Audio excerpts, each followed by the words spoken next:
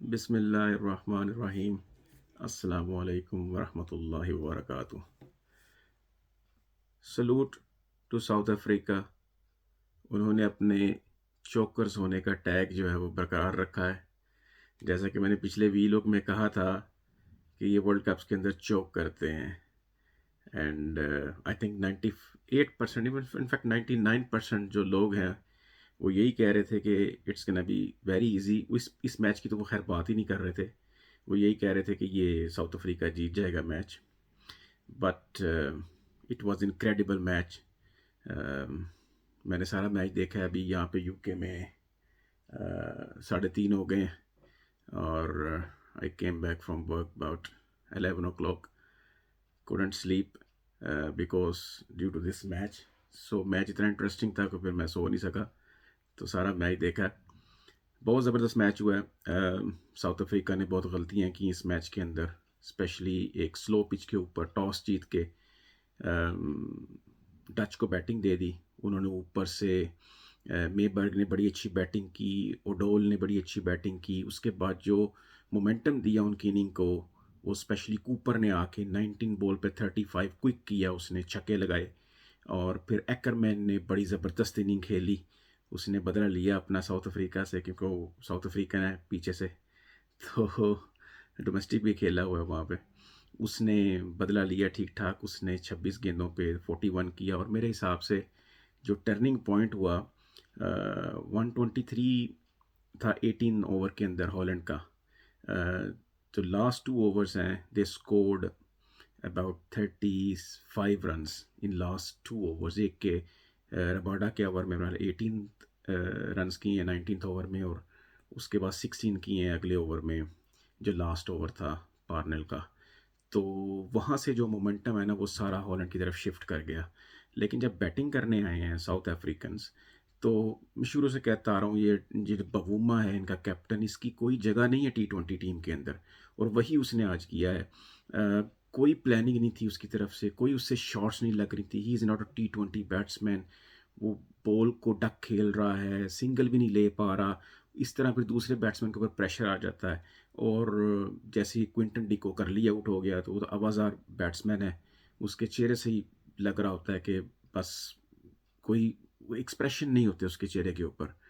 तो वो early out हुआ और रूसो आया। रायली रूसो जो है, इज़ वेरी डेंजरस बैट्समैन।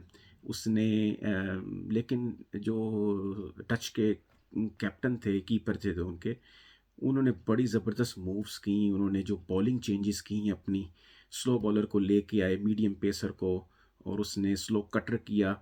और रूसो गया बाउंड्री लगाने, जो कि शॉर्टर साइड थी स्टेडियम की, लेकिन वो डीप में कैच हो गया। That was another big wicket. So south Africa was 2 down. और मार्करम और फिर उसके साथ ही बूमा भी आउट हो गया, तो 3 डाउन हो गए हुए थे वो। लेकिन मार्करम और Miller, they were their pillars of the middle orders. और मिलर तो बड़ी ज़बरदस्त फॉर्म में है।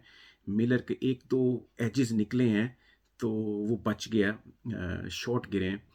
तो लेकिन वहाँ पे लग रहा था कि साउथ अफ्रीका को मिलर मैच ले जाएगा, क्योंकि वो उसकी रीच में था स्कोर। लेकिन जो टर्निंग पॉइंट हुआ है, ग्लोवर को जो उसने ओवर दिया है पहला ओवर, और जो मर्व ने कैच लिया है, 37 years old vendor Merv, veteran of Dutch cricket, उसने जो रनिंग बैकवर्ड और हाई कैच उसने लिया, it was impossible catch. That was a turning point of the match, जहाँ से साउथ अफ्रीका को ऐसा महसूस हुआ कि ये मैच उनके हाथ से निकल गया है। और उसी ओवर में उसने फिर पार्नल को भी कॉट बिहाइंड करवा दिया। So he got 2 wickets in 1 over. वहाँ से साउथ अफ्रीका बिल्कुल ही नीचे लग गया। और फिर महाराज आ गया बैटिंग करने, उसके साथ क्लासन था। क्लासन एक लास्ट होप थी उनके पास, लेकिन महाराज got injured somehow.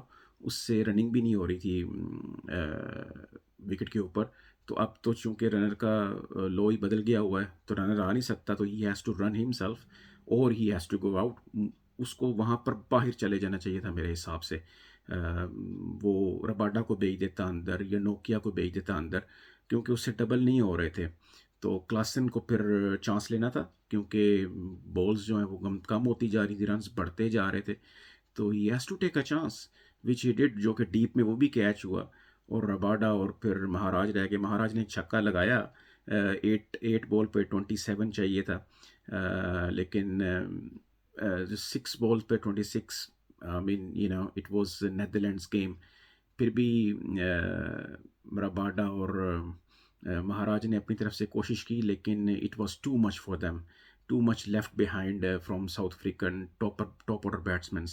And it's really sad, south Africa going down this way. I mean I understand, एक मैच उनका जो जिम्बाब्वे के साथ था, वो उनके साथ थोड़ी सी ज्यादती हुई कि वो they could take another point from there and they could end up on 6 points। तो टाई पड़ जाता उनके, उनका जो भी अब पाकिस्तान और बांग्लादेश में से जीतेगा तो they still can go for the semifinal, अगर उनका रन रेट अच्छा था। लेकिन वहाँ पे उनको मार पड़ी और एक पॉइंट उनका जो निकल गया वहाँ से। उसके बाद उन्होंने अच्छी क्रिकेट खेली, उन्होंने बांग्लादेश को बड़ा बुरी तरह से मारा, उन्होंने इंडिया को हराया, लेकिन पाकिस्तान के अगेंस्ट अगेन पाकिस्तान ने उनको फंसा लिया। एंड वो पाकिस्तान की गेम भी उनके हाथ में थी।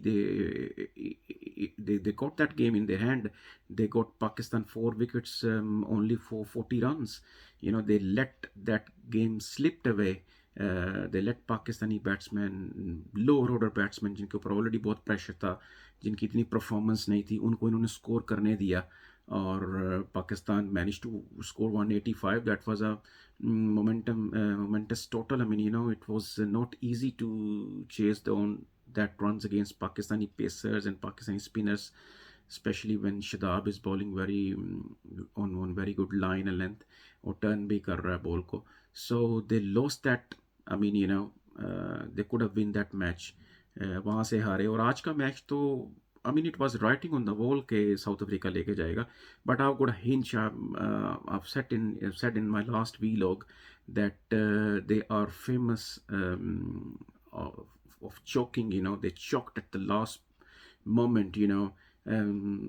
When I remember, in my childhood, when I've seen 1992 World Cup, that was not, you can't say choking, because it was Duckworth-Lewis system. They got out from that Sydney World Cup semi-final. England gone through to play the final with Pakistan, and Pakistan eventually won that tournament. And when you come to 1996, they were playing very good cricket, that in that World Cup, which was held in Pakistan, India, and Sri Lanka. And I still remember West Indies, they got in their way in quarterfinals, and they choked again South Africans.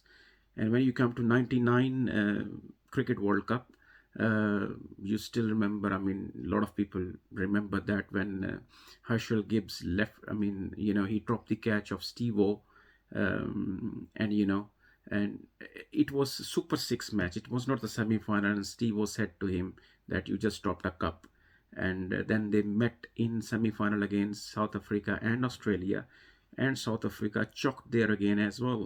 I mean, Alan Donald got run out, and the match was tied, and Australia gone through to the final, and they won the World Cup in 1999.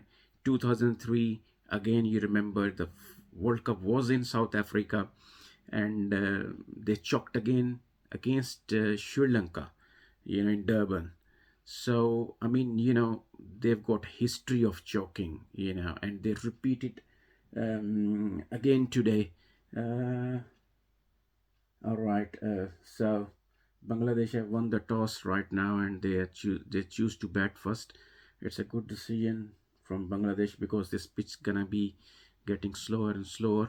So I hope that Pakistan try to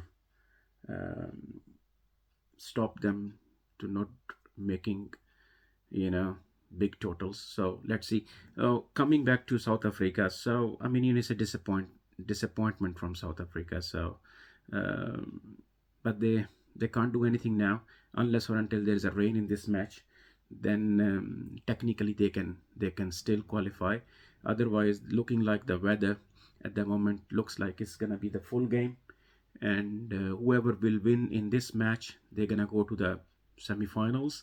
And if India wins their last match against Zimbabwe, so India will finish on as a group winner from Group 2, and whoever be the winner of this game gonna be second from Group 2, and they're gonna play probably New Zealand in Sydney, and India will play England in Adelaide. सो अब तक के लिए इतना ही जी। आप भी देखें match और हम भी देखते हैं। इंशाल्लाह फिर नेक्स्ट वीडियो में आपसे मुलाकात होगी। अल्लाह हाफिज़, अस्सलाम वालेकुम।